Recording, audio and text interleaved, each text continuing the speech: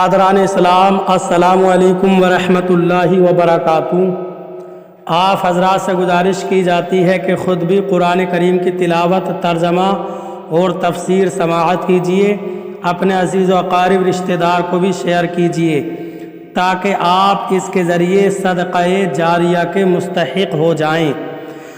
اعوذ باللہ من الشیطان الرجیم، بسم اللہ الرحمن الرحیم۔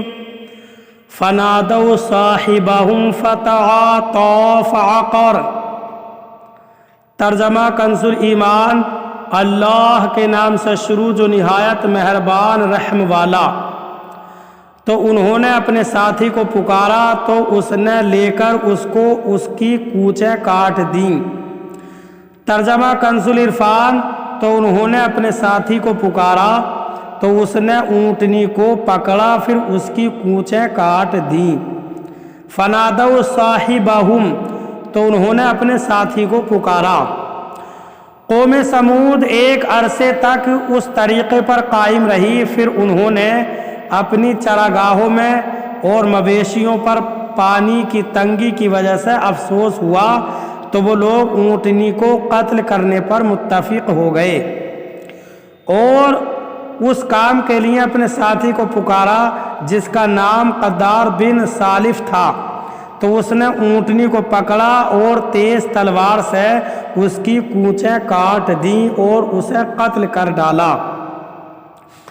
فَكَيْفَ كَانَ عَذَابِي وَنُذُرِ۔ ترجمہ کنز الایمان۔ پھر کیسا ہوا میرا عذاب اور ڈر کے فرمان۔ ترجمہ کنز العرفان۔ تو میرا عذاب اور میرا ڈرانا کیسا ہوا۔ فَكَيْفَ كَانَ عَذَابِي وَنُذُرِ۔ اس آیت کی ایک تفسیر یہ ہے کہ میرا عذاب اور میرے ڈر کے فرمان جو عذاب نازل ہونے سے پہلے ان کے پاس میری طرف سے آئے تھے اور اپنے موقع پر واقع ہوئے، وہ کیسے ہوئے۔ دوسری تفسیر یہ ہے کہ اے کفار قریش، جب میں نے قوم سمود کو عذاب دیا تو انہیں میرا عذاب دینا کیسا ہوا۔ کیا میں نے انہیں زلزلے سے ہلاک نہیں کیا؟ اور میں نے جس عذاب سے انہیں ہلاک کیا اس سے بعد والی امتوں کو میرا ڈرانا کیسا ہوا۔ انا ارسلنا علیہم صیحۃ واحدہ فکانوا کحشیم المحتضر۔ ترجمہ کنز الایمان۔ بے شک ہم نے ان پر ایک چنگھاڑ بھیجی، جبھی وہ ہو گئے جیسے گھیرا بنانے والے کی بچی ہوئی گھاس، سوکھی روندی ہوئی۔ ترجمہ کنز العرفان۔ بے شک ہم نے ان پر ایک زوردار چیخ بھیجی تو اسی وقت وہ باڑ بنانے والے شخص کی بچ جانے والی روندی ہوئی خشک گھاس کی طرح ہو گئے۔ انا ارسلنا علیہم صیحۃ واحدہ۔ بے شک ہم نے ان پر ایک زوردار چیخ بھیجی۔ اس آیت میں قوم سمود پر آنے والے عذاب کی کیفیت بیان کی گئی ہے۔ چنانچہ اس کا خلاصہ یہ ہے کہ جس دن انہوں نے اونٹنی کو قتل کیا تو اس کے چوتھے دن ان پر حضرت جبریل علیہ السلام نے ایک زوردار چیخ ماری، جس کی وجہ سے ان کی حالت ایسے ہو گئی جس طرح چرواہے جنگل میں اپنی بکریوں کی حفاظت کے لیے گھاس کانٹوں کا احاطہ بنا لیتے ہیں، اس میں سے کچھ گھاس بچی رہ جاتی ہے اور وہ جانوروں کے پاؤں میں روند کر ریزہ ریزہ ہو جاتی ہے۔ وَلَقَدْ يَسَّرْنَا الْقُرْآنَ لِلذِّكْرِ فَهَلْ مِن مُدَّكِرٍ۔ ترجمہ کنز الایمان۔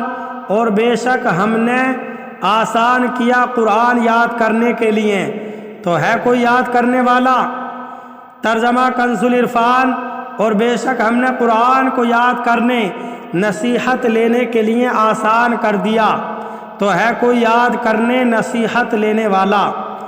وَلَقَدْ يَسَّرْنَا الْقُرْآنَ لِلذِّكْرِ۔ اور بے شک ہم نے قرآن کو یاد کرنے، نصیحت لینے کے لیے آسان کر دیا۔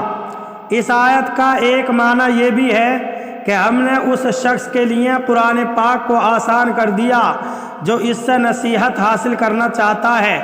کوئی ایسا شخص جو قرآن سے نصیحت حاصل کرے اور ان تمام چیزوں کو چھوڑ دے جو اللہ تعالیٰ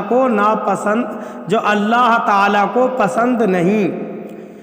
قرآن پاک کی ایک آیت حفظ کرنا ہر مکلف مسلمان پر فرض عین ہے، اور پورا قرآن مجید حفظ کرنا فرض کفایہ ہے، اور سورہ فاتحہ اور ایک دوسری چھوٹی سورت یا اس کے مثل مثلاً 3 چھوٹی آیتیں یا ایک بڑی آیت کو حفظ کرنا واجب عین ہے۔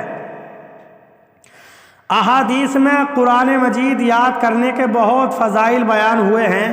ترغیب کے لیے یہاں 2 حدیثیں درج ذیل ہیں۔ ایک حضرت علی المرتضیٰ کرم اللہ تعالی وجہ الکریم سے روایت ہے، رسول اللہ صلی اللہ علیہ وسلم نے ارشاد فرمایا، جس نے قرآن پڑھا اور اس کو یاد کر لیا، اس کے حلال کو حلال سمجھا اور حرام کو حرام جانا، اس کے گھر والوں میں سے 10 ایسے شخصوں کے بارے میں اللہ تعالیٰ اس کی شفاعت قبول فرمائے گا جن پر جہنم واجب ہو چکا تھا۔